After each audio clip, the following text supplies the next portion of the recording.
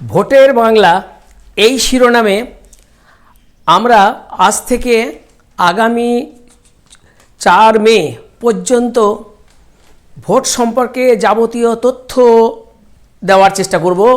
পশ্চিমবাংলার 294টি আসনে ভোট হতে চলেছে। আমার এই দর্শকরা সকলেই তাদের স্বাগত জানাই এবং আমার এই ভিডিওটি যাতে সর্বত্র ছড়িয়ে পড়ে তার একটু ব্যবস্থা করলে আমি বাধিত হব। পশ্চিমবঙ্গের 294টি বিধানসভা, যে বিধানসভায় ভোট ঘোষণা হয়ে গেছে গত রবিবার 15 তারিখে, 15ই মার্চ আজ, এবং এই যে 2 দফাতে ভোট হচ্ছে। প্রথম দফা হচ্ছে 23 তারিখ অর্থাৎ 23শে এপ্রিল এবং দ্বিতীয় দফা হচ্ছে গিয়ে 29শে এপ্রিল।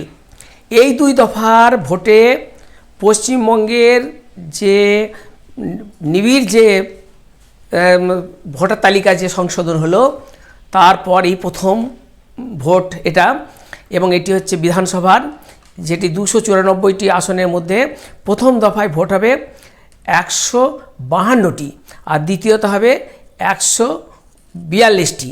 এইভাবে ভাগ করা হয়েছে।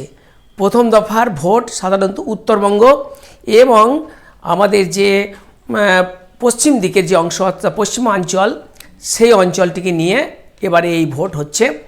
এই ভোটের ক্ষেত্রে নির্বাচন যে কমিশনার তিনি ব্যাপকভাবে যে রদবদলও শুরু করেছেন, যে পুলিশ থেকে প্রশাসন সমস্ত কিছুতেই, অর্থাৎ পশ্চিমবঙ্গের যে ভোটের যে ট্র্যাডিশান, যে হিংসাযুক্ত যে ভোট, বিভিন্ন ভোটে দেখা গেছে যে মানুষের রক্তে রঞ্জিত হয় পশ্চিমবঙ্গের ভোট, সেই ভোটকে শান্তিপূর্ণ করা এবং তাকে অবাধ করা, প্রত্যেক ভোটারকে নিয়ে যাওয়া ভোট কেন্দ্রে, এটা একেবারে নির্বাচন কমিশনের একটা বলতে গেলে এবারে একটা লক্ষ্য।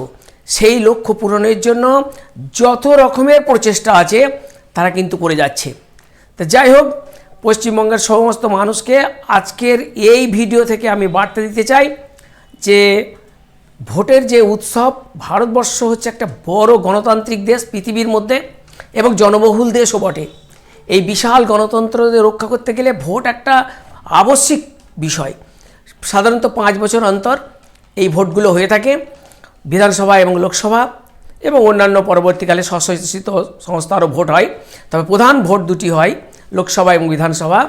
এই বিধানসভা আগামী 26-এর যে বিধানসভা 23 তারিখ এবং 29 তারিখ, এবং তারপর সেটা কাউন্টিং হবে 4ই মে।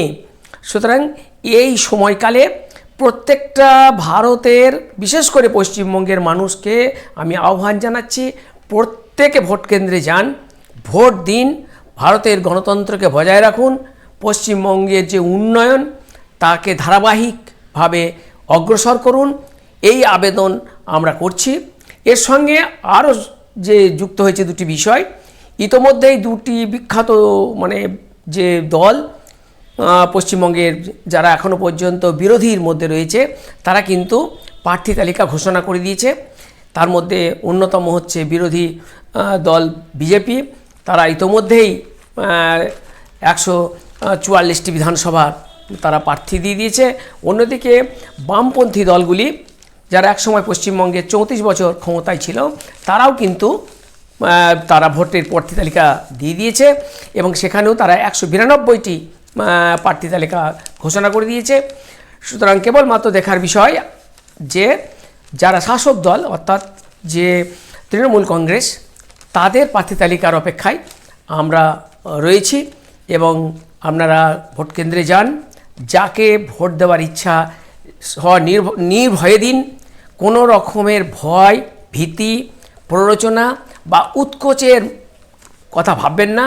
ভোট দেবেন জাতীয় স্বার্থে এবং সেই জাতীয় স্বার্থ যাতে রক্ষা হয়, ভারতবর্ষের গণতন্ত্র যাতে সুপ্রতিষ্ঠিত হয়, পশ্চিমবঙ্গ যাতে ভারতবর্ষের একটা অখণ্ড অংশে থাকতে পারে, সেই সব বিষয়ে নজর রেখে আপনারা ভোট দিন। এই বলে আজকে আমি আমার ভিডিও শেষ করছি। আবার পরের ভিডিওর জন্য আপনারা অপেক্ষা করুন। ধারাবাহিক